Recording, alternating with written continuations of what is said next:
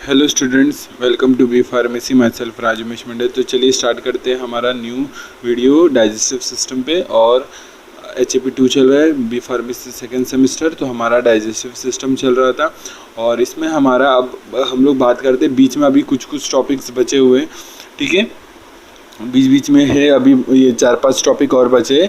अभी हम लोग ईसोफेगस के बारे में इस वाली वीडियो में देख लेते हैं। ईसोफेगस एक एसेसरी डाइजेस्टिव ऑर्गन है, एसेसरी, ठीक है, साइड में जो एक्सेसरी काम करता है, ठीक है। तो एसेसरी डाइजेस्टिव ऑर्गन है और इसको हम लोग देखने वाले हैं। ईसोफेगस, उसकी फिजियोलॉजी मीन्स कैसे काम करता है, डीग्लूटिनेशन बोलते हैं ना, क्या लेता है डीग्लूटिनेशन प्रोसेस, स्वेलोइंग, वो हम लोग देखने वाले हैं। तो ईसोफेगस में क्या है, ईसोफेगस क्या होता है, ईसोफेगस एक कोलैप्सिबल मस्कुलर ट्यूब होता है। कोलैप्स मीन्स अच्छे से एक कोलैप्स होने वाला, मीन्स हाथ से जब आप उसको प्रेस करो तो वो प्रेस हो सकता है, उसको बोलते हैं कोलैप्सिबल मस्कुलर ट्यूब होता है।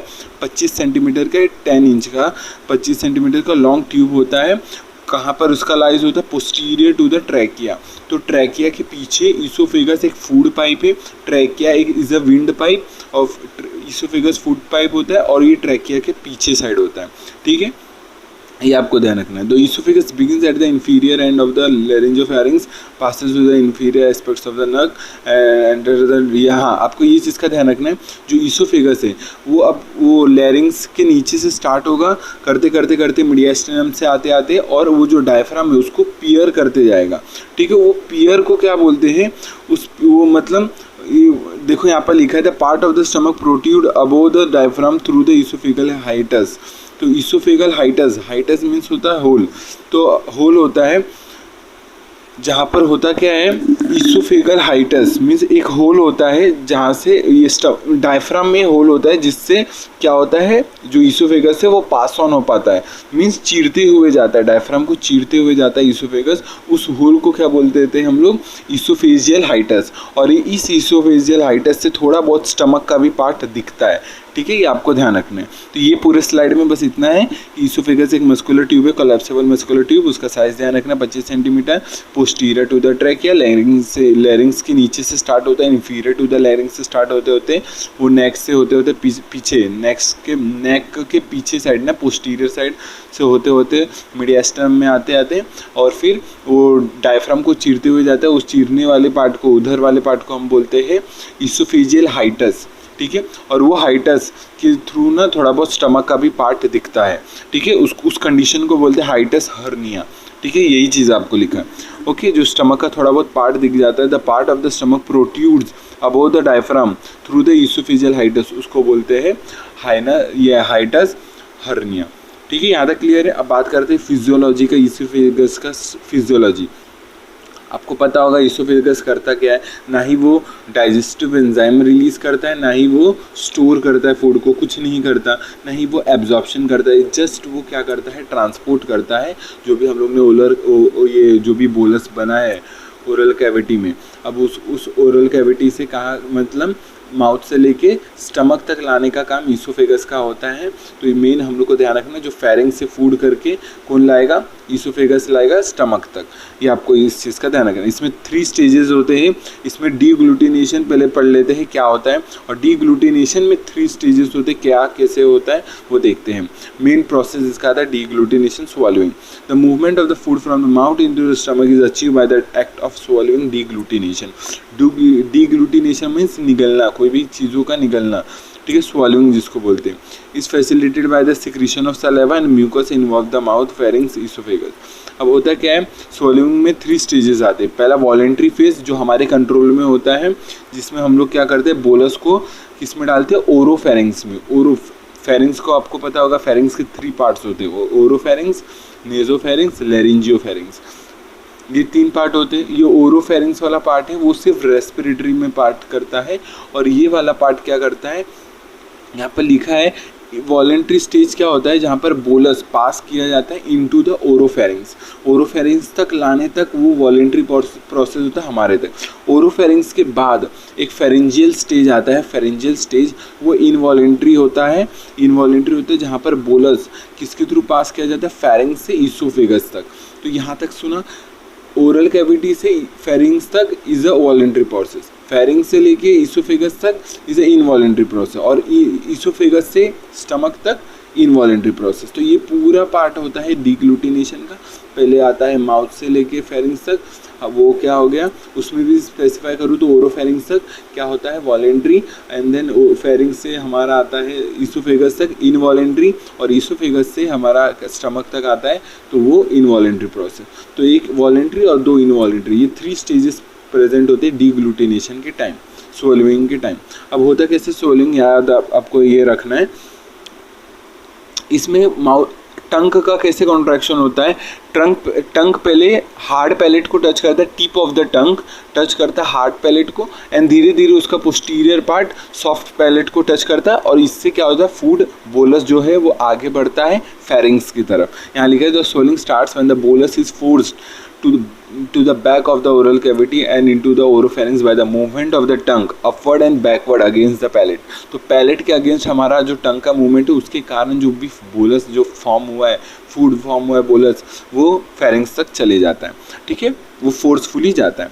This actions constitute the voluntary stage. बिल्कुल ये हमारे कंट्रोल में होता है, जो टंग के मूवमेंट से हम लोग फूड का मूवमेंट करते हैं, टंग के मूवमेंट से, वो हमारा वॉलेंट्री प्रोसेस होता है। With the passage of the bolus into the oropharynx the involuntary ये फेरेंजियल स्टेज। इसके बाद आता है फेरेंजियल स्टेज जो इनवॉलेंट्री होता है, जहाँ पर फेरिंग्स से ईसोफेगस तक हमारा फूड ट्रैवल करेगा। The bolus stimulates the receptor. अब होता क्या, इनवॉलेंट्री कैसे होगा, अगेन वो इम्पल्स के थ्रू होगा और एक सेंटर के थ्रू होगा जो ब्रेन में होगा, वही देख रहे हैं। तो इसमें क्या होता है, जैसे ओरोफेरिंक्स तक आया, ओरोफेरिंक्स के पास क्या होता है, एक रिसेप्टर होता है जहाँ पर बोलस उसको स्टिमुलेट करता है रिसेप्टर को ओरोफेरिंक्स तक, और वो वहाँ से सेंसरी इम्पल्स जाता है किसके पास, ब्रेन में जो मेडुला ऑब्लोंगेटा है, medulla oblongata and pons of the brain stem, यहाँ पर ये दोनों में जाता है। एक सेंटर होता है डीग्लूटिनेशन सेंटर, यहाँ पर ये सेंटर के पास सिग्नल जाता है, एंड देन वहाँ से मोटर इम्पल्स आता है, प्रोसेस करके मोटर इम्पल्स आता है, और फिर मोटर इम्पल्स क्या करता है, ठीक है, जो भी सॉफ्ट पैलेट है और यूविला है उसको, जैसे यूव्यूला आपको पता होगा क्या करता है, जो ये आप जब माउथ ओपन करोगे और मिरर के सामने देखोगे तो एक लटका हुआ चीज़ दिखेगा आपको माउथ के अंदर साइड, तो उसको बोलते हैं यूव्यूला।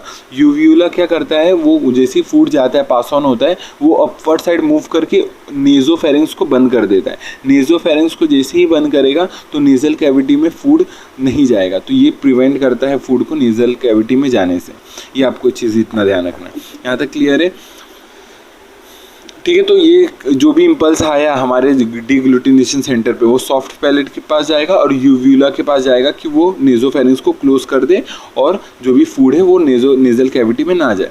और फिर उसके बाद क्या होता है, एपिग्लॉटिस। फिर एपिग्लॉटिस क्या करता है, आपको पता होगा ट्रैकिया के ऊपर होता है एपिग्लॉटिस, जो किसको प्रिवेंट करता है, फूड को रेस्पिरेटरी पाइप में जाने से रोकता है, वो सीधा फूड ईसोफेगस में आए उसको इंश्योर करता है ये एपिग्लॉटिस, ठीक है।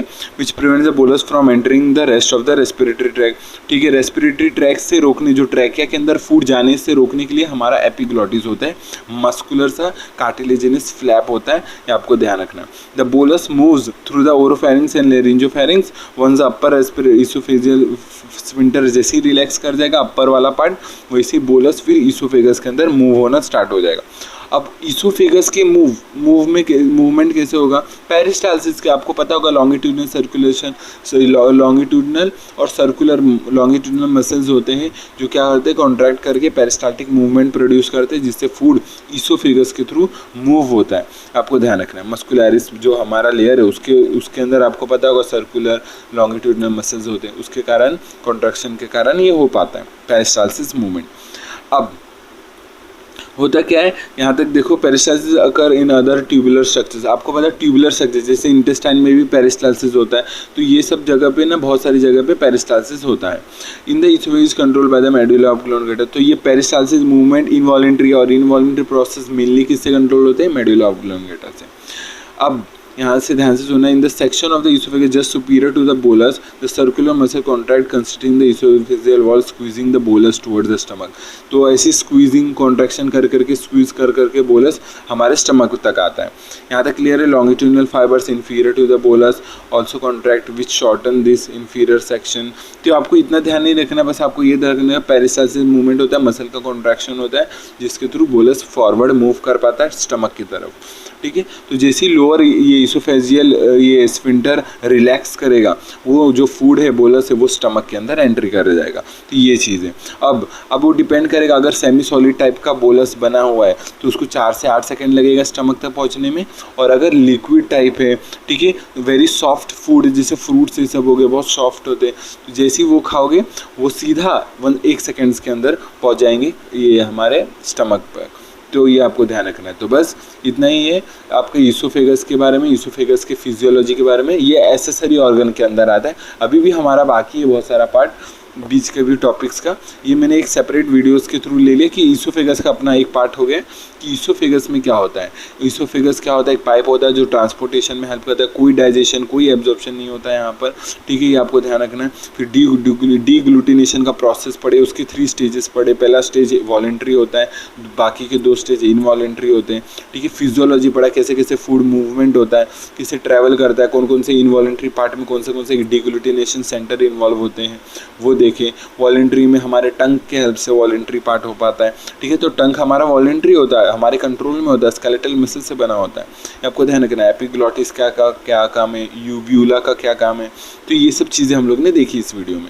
तो वीडियो समझाए कि नहीं बताना कमेंट में, और भी किसी चीज़ पे वीडियो चाहिए डिटेल में तो बताना कमेंट में, और भी कुछ इम्प्रूवमेंट की ज़रूरत है तो वो भी बताना। ठीक है, अपने राय सजेशंस देते रहो। व्हाट्सएप टेलीग्राम का लिंक डिस्क्रिप्शन पे दिया है, वहाँ पर भी आप अपने नोट्स PDF जो भी बुक्स ये सब PDF है वो आप मांग सकते हो। ठीक है, वीडियो समझा कि नहीं बताना कमेंट में। मिलते हैं नेक्स्ट वीडियो में, तब तक के लिए टेक केयर, जय हिंद, जय भारत, बाय।